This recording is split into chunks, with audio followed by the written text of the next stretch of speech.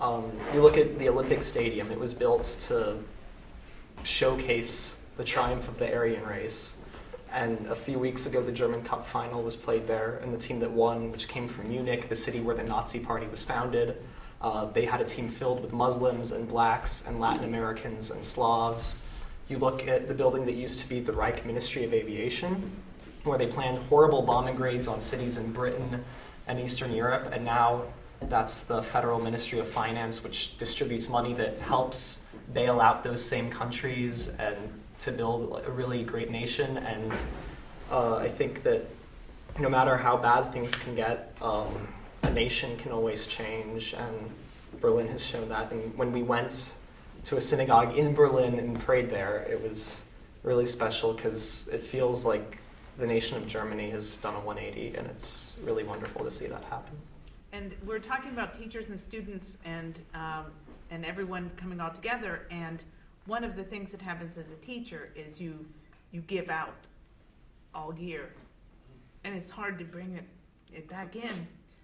But turning me into a student here is what's filling me back up, and the questions and learning things, and it's really transformative. And, going through the touching memorials in the museum, I really did feel a response, and I think that that was made even more apparent by sharing these experiences with such a phenomenal group of people. And then the morning where we had the Orthodox rabbi followed by the leftist politician, I love that. It sort of puts things in perspective. Like, we may think we know what's good for the world. We may think we know for sure that we are right, that we are everything that is right, but we have to know to check ourselves, and we have to learn that sometimes an ideal is not worth it. To be able to come here and experience the things that we've all been able to experience, and to meet so many new people, and to just practice genuinely that idea of being a lifelong learner. And we're constantly being advocates of that philosophy of you have to continue to learn no matter if you're in school, you're out of school, or what age you may be. And right now we're all doing just that. And what affected me more than anything else were these little memorials, the stumble stones, the signs that we saw at the park yesterday. Those things had more impact than I think the big memorials. Yeah, we walked past the three mirrors in the garment district. If I'd been on a tour of Berlin, I would have walked past it 100 times. It would have meant nothing. And I think this is why this trip was so great. I think the idea of places is very important. I think as a historian, for students, you can and teachers, you can read about something in a book, you can see a painting from the Renaissance, but when you're standing there, at the Topography of Terror, at the Berlin Wall and Checkpoint Charlie, it's, you can kind of let your mind realize those events happened right there, and it gives you a different perspective. And I think that's important, to see where the events happen.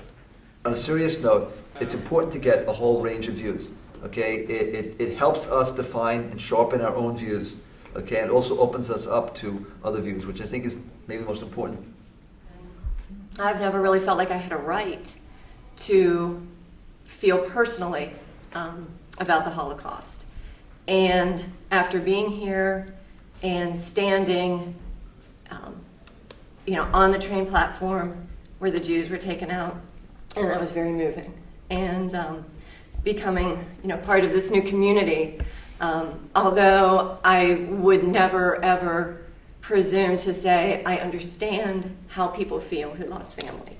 I understand that it is personal for everyone, not just Jews. It has to be personal for everyone in the world as human beings. So thank you. Out of the year, wondering if I had anything left in the tank for teaching as a whole. And one of the things that I've gotten back from this trip is not only inspiration for what I do, but inspiration for the art and craft of teaching writ large. My course is going to be revived next year because of what I've learned and seen in these places. My desire to connect to people about these topics and the power that can be derived from that connection has been reinforced and is stronger than it was clearly before I went into the trip. So on both a personal and academic level, I feel very lucky, very enriched, and I'm fired up, ready to go, which is nothing I would have anticipated. So thank you, Sophie. Thank you.